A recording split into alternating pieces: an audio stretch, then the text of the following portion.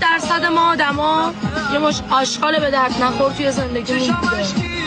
این آشغال به درد نخورایی که به درد همون آشغالی میخوره که آشغال ساعت 12 شب با خودش ببره.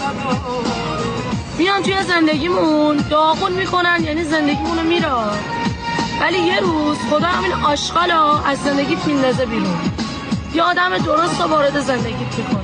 من دیگه نمیدونم چه دردیه اون آدم درسته رو ول میکنین باز برمیگردیم با همون آشغاله. تو رو خدا بیایم یاد بگیریم اینقدر آشغال خور نباشیم. آشغالی که گذاشتی آشغالی ببره دیگه نمیتونی بهش بگی برش گردون، توش طلا بوده که میشه. هیچ وقت طلا رو آدم میذاره سر کوچه؟ بذاریم برن گم شن این به درد نخورا. 1000 بار گفتم الان هم بهتون میگم حیف شماست، حیف ماست، حیف خودم. چشام اشکی نداره